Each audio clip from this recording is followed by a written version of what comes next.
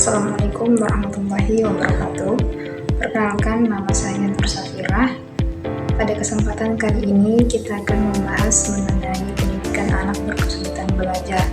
Nah, untuk mengetahui lebih dalam mengenai anak berkesulitan belajar, tonton terus video ini sampai berakhir agar kalian mendapatkan tambahan informasi mengenai anak berkesulitan belajar.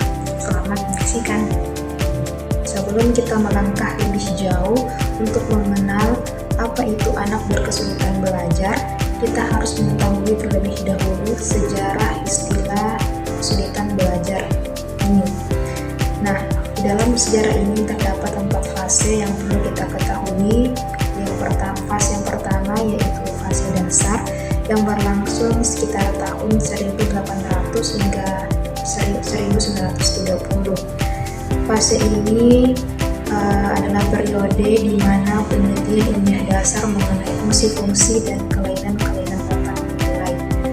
Terdapat tokoh-tokoh yang berperan penting dalam fase ini. Yang pertama yaitu Paul Broca, dengan penemuannya bahwa orang dewasa yang kehilangan kemampuan berbicara mengalami kerusakan di beberapa area dalam otaknya, yaitu di bagian depan kiri yang biasanya disebut dengan afasia Broca.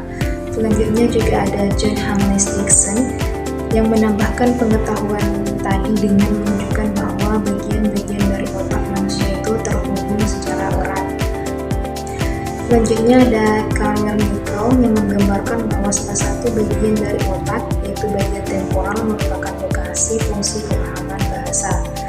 Kemudian dari Sir Henry Hay memberikan kontribusi yang besar tentang afasia dengan jalan mengembangkan sistem pengumpulan data dan pengujian untuk mendiagnosis afasia. Terakhir dari Kurt Goldstein yang menemukan bahwa kerusakan otak mempengaruhi tingkah laku seorang individu. Fase selanjutnya yaitu fase transisi yang berlangsung sekitar tahun 1930 sampai dengan 1960. Pada masa ini dilakukan penelitian mengenai penelitian klinis dan mencari cara belajar.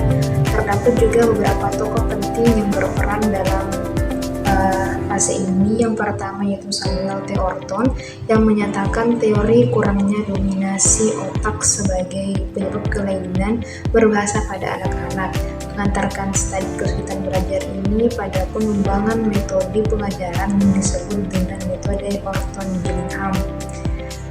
Nah, ada juga dari Grace Perlman yang memberikan kontribusi dalam periode ini dengan cara mendirikan sebuah klinik remedial di Universitas California di Los Angeles. Selanjutnya ada juga Maria Montessori yang mendemonstrasikan nilai penggunaan materi-materi yang telah direncanakan dengan hati-hati dan lingkungan yang terstruktur untuk mendukung anak-anak belajar dan berkembang secara kognitif. Nah, pada fase ini terdapat beberapa istilah mengenai kesulitan belajar ini. Jadi salah satunya itu yang cukup banyak digunakan adalah anak dengan cedera otak yang dipelopori oleh Alfred Strauss dan Laura Lettinen.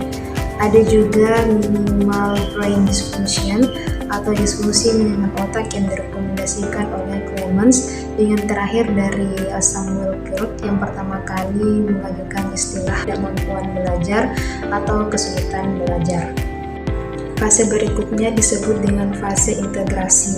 Jadi fase ini berlangsung sekitar tahun 1960 sampai dengan 1980. Nah, pada fase ini tumbuh pesat bersejalan dengan pengembangan program-program kesulitan belajar, pelatihan para guru, dan pemberian pelayanan-pelayanan pada anak-anak dengan kesulitan belajar. Salah satu program sekolah pertama masyarakat untuk kesulitan belajar itu didirikan di Syracuse, di New York.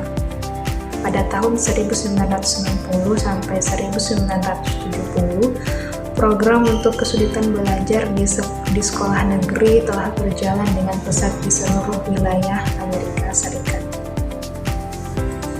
Fase terakhir disebut dengan fase kontemporer yang berlangsung sekitar tahun 1980 1980 sampai dengan sekarang. Pada fase ini terjadi berbagai pengembangan upaya untuk penanganan kesulitan belajar pada anak-anak sampai dengan dewasa melalui komputerisasi mengingat meningkatnya usia yang mengalami kesulitan belajar. Karena sebelumnya kita sudah membahas mengenai sejarah istilah dari kesulitan belajar, sekarang kita akan membahas mengenai definisi dari kesulitan belajar tersebut. Nah, definisinya itu pertama kali dikemukakan oleh The United States of Education pada tahun 1977 yang menyatakan kesulitan belajar itu adalah suatu gangguan dalam satu atau lebih dari proses psikologis dasar yang mencakup pemahaman dan penggunaan bahasa, ujaran, atau tulisan. Gangguan tersebut dapat menampakkan diri dalam bentuk seperti kesulitan mendengarkan, berpikir, berbicara, membaca, menulis, mengeja, serta berhitung. Pembahasan selanjutnya yaitu mengenai faktor-faktor penyebab kesulitan belajar. Yaitu yang pertama yaitu faktor genetik. Menurut Hallahan dan Kaufman tahun 1991, faktor genetika itu menunjukkan bahwa keturunan sebagai penyebab terjadinya kesulitan belajar, khususnya pada hambatan membaca. Faktor berikutnya yaitu biokimia, seperti pengaruh penggunaan obat atau bahan kimia lainnya. Yang terakhir yaitu disfungsi minimal otak. Itu adalah fungsi otak yang tidak maksimal. Beberapa penyebabnya itu seperti sebelum lahir, ibu mengalami pendarahan akibat benturan atau adanya kekerasan. Kemudian saat melahirkan, bayi lahir secara prematur, bayi lahir tidak langsung menangis. Kemudian setelah lahir yaitu adanya gangguan kesehatan di usia awal hidupnya, seperti adanya infeksi pada otak. Sekarang kita akan membahas mengenai klasifikasi dari kesulitan belajar. Jadi ada dua klasifikasi kesulitan belajar. Jadi yang pertama yaitu kesulitan belajar pada segi perkembangan yang mengakibatkan adanya gangguan perhatian, gangguan memori, gangguan persepsi visual dan motorik, gangguan proses berpikir, dan gangguan bahasa.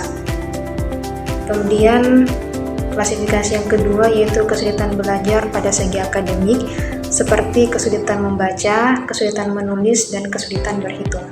Selanjutnya mengenai jenis-jenis anak berkesulitan belajar.